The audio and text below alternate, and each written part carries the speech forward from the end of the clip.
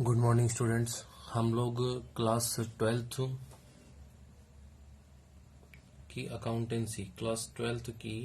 Accountancy पढ़ने जा रहे हैं। सेकंड चैप्टर हम लोग पढ़ रहे हैं। फर्स्ट लेक्चर अपना है। सेकंड चैप्टर का नाम है नए साझेदार का प्रवेश, admission of a new partner. नए साझेदार का प्रवेश हम लोग पढ़ रहे हैं। ठीक है, इस चैप्टर को स्टार्ट करते हैं। उससे पहले हम कुछ बातें, कुछ इसमें जो बता रखा वो पढ़ते हैं कि साझेदारी का फर्म का पुनर्गठन किसे कहते हैं। पुनर्गठन को अगर इंग्लिश में कहें उसे कहते हैं reconstruction of a partnership firm. Partnership firm का पुनर्गठन होने का मतलब क्या है। पुनर्गठन का मतलब है कुछ भी अगर साझेदारों के मध्य जो भी लिखित समझौता था ना, जो हम फर्स्ट चैप्टर में पढ़ के आए थे कि साझेदारों के मध्य जो लिखित समझौता था जिसे हम साझेदारी संलेख कहते हैं, में अगर किसी भी प्रकार का परिवर्तन होता है तो साझेदारी को पुनर्गठित करनी ही पड़ेगी। आपको दोबारा से नया समझौता, नई डीड तैयार करनी पड़ेगी। ठीक है, तो साझेदारों के मध्य विद्यमान लिखित समझौते में किसी भी प्रकार का परिवर्तन साझेदारी फर्म का पुनर्गठन कहलाता है। कि साझेदारी फर्म का पुनर्गठन किसे कहते हैं कि पार्टनरशिप जो डीड आपने बनाई गई थी, जो रिटर्न एविडेंस जो था जिसे साझेदारी संलेख कहते हैं, अगर पार्टनर के बीच में किसी भी डिसीजन को लेकर या किसी पॉइंट को लेकर, फाइनेंस के क्लोज को लेकर उसमें कुछ चेंजेज आता है या चेंजेज चाहते हैं तो साझेदारों के मध्य विद्यमान लिखित समझौते में किसी भी प्रकार का परिवर्तन साझेदारी फर्म का पुनर्गठन कहलाता है। अब पुनर्गठन कर कब कब हो सकता है, अभी कब कब समझौते में चेंजेस परिवर्तन आ सकता है। तो पुनर्गठन की बात करें तो फर्स्ट नंबर पे नए साझेदार के प्रवेश के समय, नए साझेदार के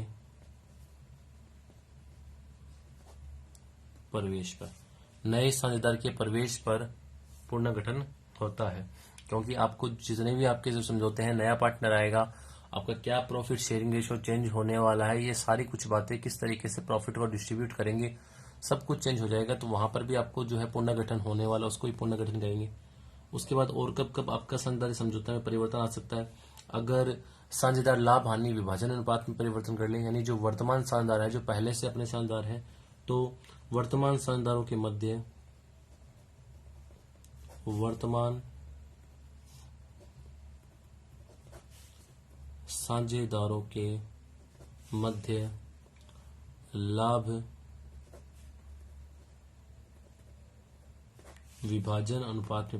लाभ विभाजन अनुपात में परिवर्तन। ये भी एक सेकंड पॉइंट है। थर्ड पॉइंट की बात करें कि थर्ड पॉइंट में क्या आता है। थर्ड पॉइंट जो बता रखा है वर्तमान साझेदारों के अवकाश ग्रहण करने पर, कि कोई पार्टनर अगर अवकाश ग्रहण करता है तब भी होता है। तो वर्तमान साझेदारों के अवकाश ग्रहण करने पर, वर्तमान साझेदारों के अवकाश ग्रहण करने पर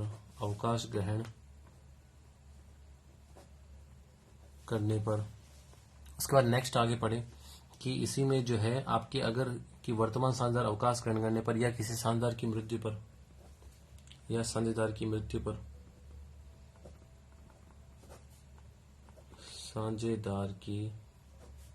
मृत्यु पर,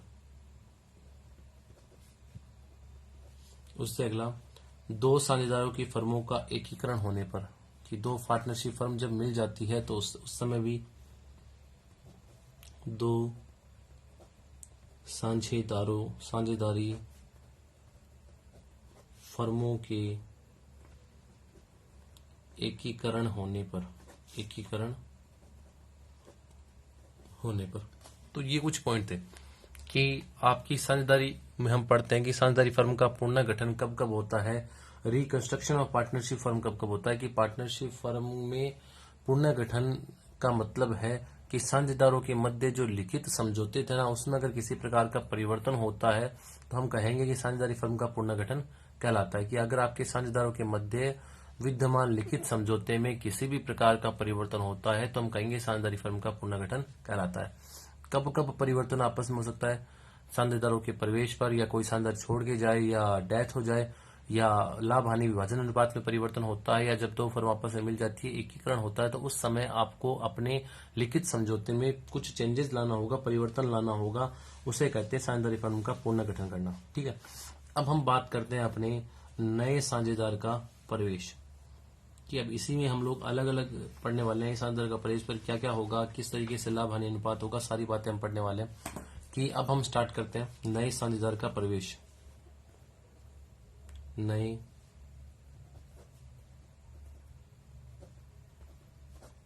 साझेदार का प्रवेश, admission of new partner, admission of a new partner. ठीक है, अब हम इसमें पढ़ते हैं कि एडमिशन ऑफ न्यू पार्टनर का मतलब क्या है। कि नए साझेदारों का प्रवेश का अर्थ है व्यवसायिक साझेदारों में, यानी नए सदस्य को स्वामी के रूप में शामिल करना है। कि पहले से जितने पार्टनर थे ना, अब एक पार्टनर को और शामिल कर लेंगे, तो एक स्वामी के रूप में किसी व्यक्ति को साथ में मिलाना, तो उसे कहते हैं नए साझेदार का प्रवेश, जिससे आपके साझेदारों की संख्या में वृद्धि होगी। यानी साझेदारी प्रवेश का मतलब क्या है, इस नए साझेदार के प्रवेश का मतलब क्या है कि वर्तमान साझेदार कि वर्तमान में जो साझेदार है वो सारे सहमत होते हैं एक प्लस एक नए व्यक्ति को अपनी फर्म में शामिल करते हैं। नए व्यक्ति को अपनी फर्म में, कि वर्तमान साझेदार सारे सहमत होते हैं जब इन नए व्यक्ति को फर्म में शामिल करते हैं। नए व्यक्ति को फर्म में शामिल करते हैं तो हम कहते हैं कि वो व्यक्ति भी क्या बन चुका है, अब से फर्म का स्वामी बन चुका है। नया सदस्य जो बनता है, शामिल जो होता है वो व्यक्ति, वो एक साझेदार के रूप में होता है, साझेदार के रूप में, या बोल सकते हैं कि एक स्वामी के रूप में फर्म में शामिल होता है। ठीक है, अब बात आती है कि इसी में हम पढ़ लेते पहले कि स्वामी के रूप में बनता है तो नए पार्टनर को बनाते क्यों। तो उसके बहुत सारे, या दो छोटे से मैं रीजन की बात करूं, एक तो आपकी फर्स्ट जैसे हो सकता है कि पूंजी का अभाव हो सकता है, या फिर मैं बात करूं प्रबंध में किसी प्रकार की प्रबंध की कमी, या अगर मैं स्किल वर्ड साथ में लिखता हूँ तो थोड़ा सा और आपको समझ में इजी रहेगा कि ये दो थोड़ी सी कमियां हो सकती है कि इनको दूर करने के लिए हम किसी पार्टनर को शामिल कर लें नए शानदार नए फर्म में, अपने जो फर्म है उसमें नए पार्टनर को हम लोग एडमिशन दे दें, उसको प्रवेश दे दें, उसको शामिल हम लोग कर लें। अब सुनना इसमें ध्यान से कि अब थोड़ा सा यहाँ पे डाउट किया जाता है कि भाई पूंजी का अभाव है तो हम आउटसोर्सिंग से कहीं बैंक से लोन ले लें या कुछ पैसा अरेंज कर लें, बोरोइंग कर लें। ये प्रबंध की कमी है तो किसी पर्सन को हायर कर लें, तो उसमें ऐसा नहीं है। वो उससे आपके चार्जेस बढ़ जाएंगे, इंटरेस्ट पेड करना पड़ेगा और सैलरी वगैरह पेड करनी पड़ेगी। तो नए पार्टनर को हम बनाते हैं तो वहां पर कहीं ना कहीं वो कैपिटल के रूप में पैसा लेके आएगा और साथ में उसकी खुद की गुडविल होती है, उसका भी बेनिफिट बिजनेस में मिलता है। तो वो कहीं ना कहीं वो हमारी प्रॉफिट रेट को बढ़ाने में उसका अहम योगदान होता है। इसीलिए हम नए साझेदार को प्रवेश देते हैं या उसको शामिल करते हैं। अब बात करते हैं कि भारतीय साझेदारी अधिनियम किस एक्ट में ये सारी चीजें पड़ी हुई थी। तो एक्ट तो वही है, कौन सा, भारतीय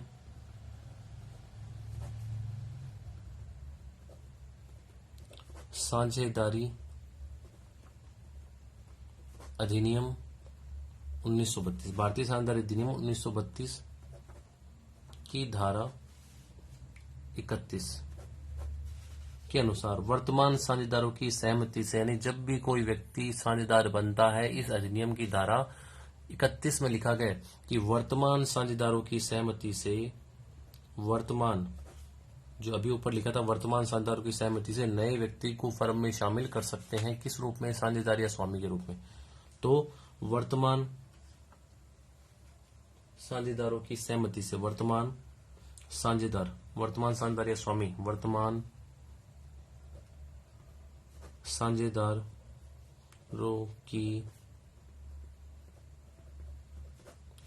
साझेदारों की सहमति से ही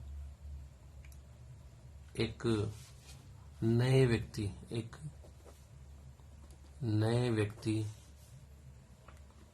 को फर्म में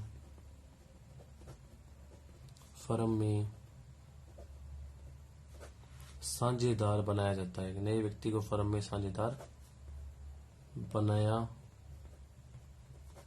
जा सकता है, कि वर्तमान साझेदारों की सहमति से ही एक नए व्यक्ति को फर्म में साझेदार बनाया जा सकता है। उसके लिए भी आपके सारे जो है साझेदार बनने से पूर्व फर्म द्वारा किए गए किसी भी कार्य के लिए उत्तरदायी नहीं होगा, कि वह साझेदार बनने से पूर्व फर्म द्वारा यानी जिस तारीख को वो एडमिशन हो रहा है ना, उस समय से पहले जो भी कार्य किए गए उसके लिए वो रिस्पॉन्सिबल नहीं होगा। उस डेट के बाद जो भी प्रॉफिट लॉस होगा उसमें उसकी हिस्सेदारी होने वाली है। ठीक है, तो ये तो हमने पढ़ा कि भारतीय अधिनियम की साझेदारी अधिनियम 1932 की धारा कौन सी सेक्शन 31 में 31 में लिखी गई है कि वर्तमान साझेदारों की बिना सहमति के कोई भी व्यक्ति साझेदार नहीं बन सकता। ठीक है, साझेदार बनता है तो वर्तमान साझेदारों की सहमति और नए व्यक्ति जो है वो फर्म में शामिल हो सकता है। जो नया व्यक्ति आ रहा है साझेदार के रूप में उसे साझेदार या फर्म का स्वामी कहेंगे। अब बात करते हैं कि नए साझेदार को 2 अधिकार प्राप्त होते हैं। जब नया साझेदार फर्म में प्रवेश करता है तो उसको 2 अधिकार प्राप्त होते हैं, उनकी चर्चा कर ले।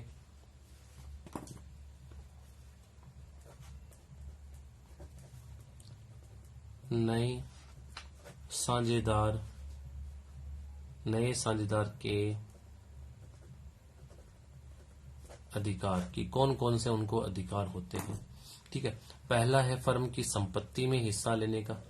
भाई साझेदार है तो वो संपत्ति में हिस्सा उसका बनेगा। फर्म की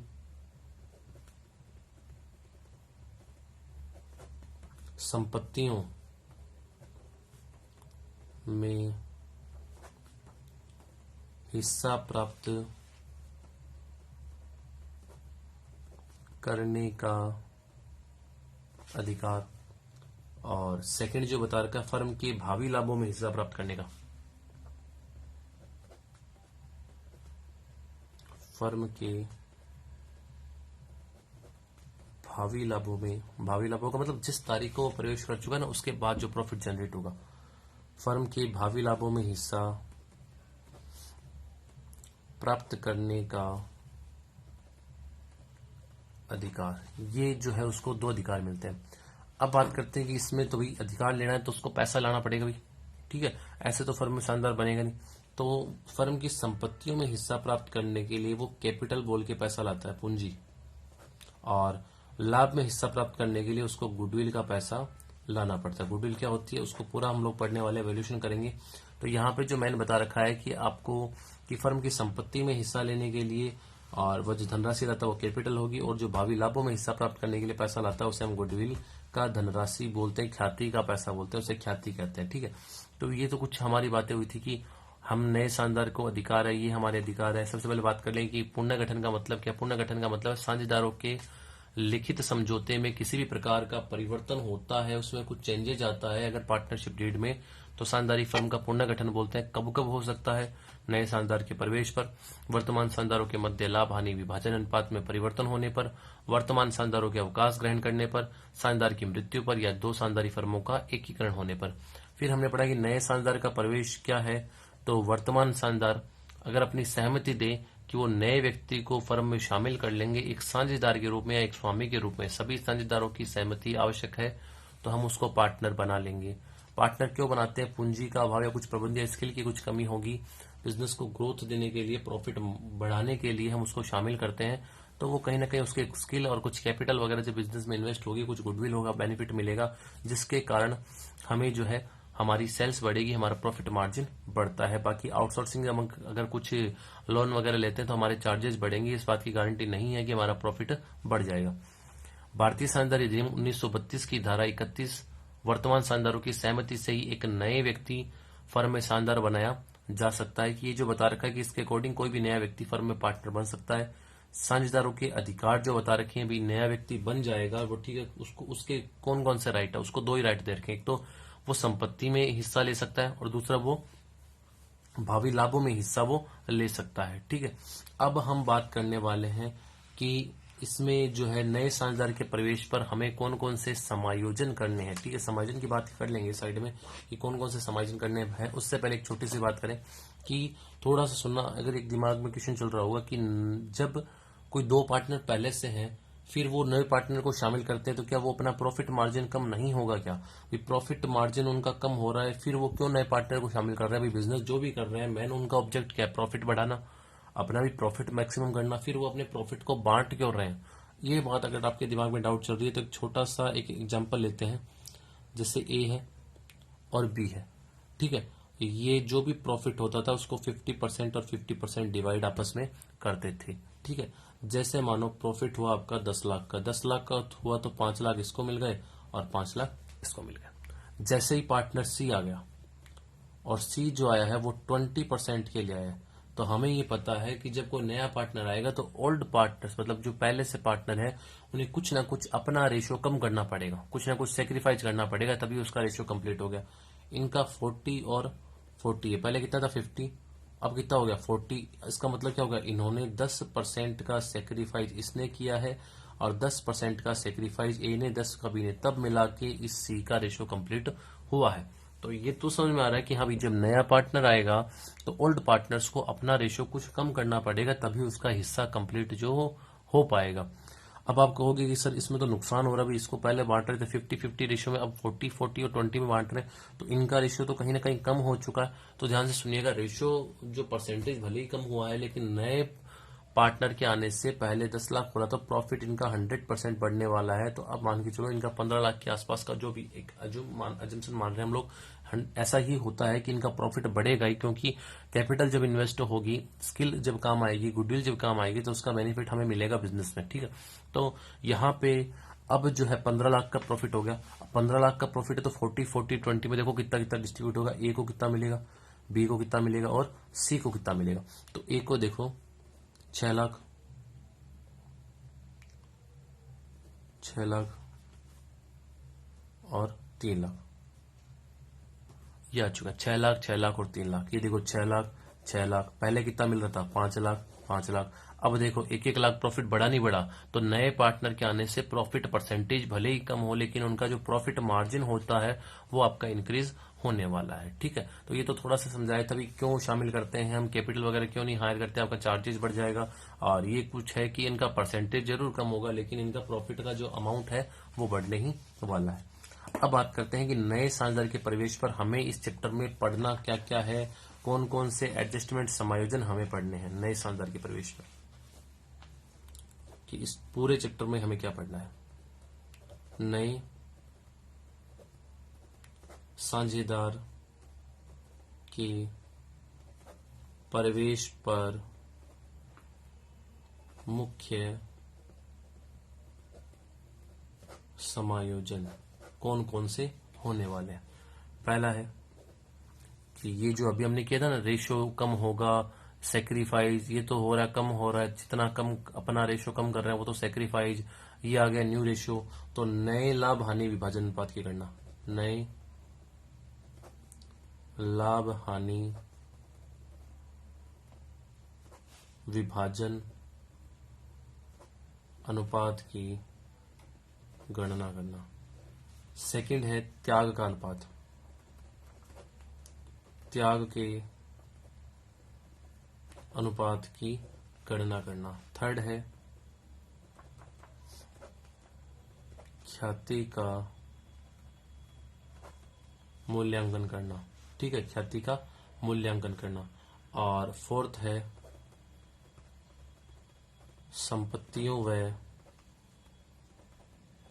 संपत्तियों व दायित्वों का पुनः मूल्यांकन करना, ठीक है। और फिफ्थ है अपना संचय या अवितरित लाभों व हानियों का समायोजन, कि जो भी हमारे संचय हैं, अवितरित लाभ व हानियों का समायोजन। और 6 है पूंजी का समायोजन, पूंजी का समायोजन। ये बता रखा है कि नए लाभ हानि विभाजन अनुपात की गणना करना, त्याग का अनुपात सीखने वाले हैं, गुडविल का मूल्यांकन हम लोग सीखने वाले हैं, संपत्ति और दायित्व का पूर्ण मूल्यांकन सीखने वाले हैं, संचय वितरण जो भी अपने लाभ है नए पार्टनर के आने से पहले जितने भी कुछ लॉस प्रॉफिट जो भी है रिजर्व वगैरह उनका एडजस्टमेंट सीखने वाले हैं, और कैपिटल एडजस्टमेंट समायोजन। पूंजी समायोजन का मतलब है कि वो अपनी कैपिटल को कैसे एडजस्ट करे, नए पार्टनर के आने के बाद अपने ओल्ड पार्टनर से अपनी कैपिटल एडजस्ट करते हैं, ओल्ड के बिहाफ पे न्यू पार्टनर अपना कैपिटल का पैसा लेके आता है। ये एक एक जो है हम लोग इसमें समायोजन जितने दे रखे हैं उनको एक एक को हम लोग पढ़ने वाले हैं, कि न्यू अगली जो क्लास आएगी उसमें हम लोग पढ़ने वाले हैं लाभ हानि विभाजन अनुपात की गणना कैसे करें, नए लाभ की। पहला तो जैसे ये 50-50 था, ये 40-40 कैसे होगा, 20 कैसे होगा, तो वो क्वेश्चन के टर्म पर डिपेंड करता है, उसकी शर्तों पर डिपेंड करेगा, वो किस तरीके से अपना रेशो हमें क्वेश्चन में कहेगा, उसी के अकॉर्डिंग हम अपना सॉल्यूशन कर लेंगे कि किस तरीके से उनके बीच तय हुआ था कि वो अगला न्यू पार्टनर का रेशो कंप्लीट करेंगे और उनका रेशो एडजस्ट हो जाएगा। तो आज की क्लास में इतना ही। नेक्स्ट क्लास में हम अपने प्रॉफिट लॉस को सीखने वाले हैं। Thank you.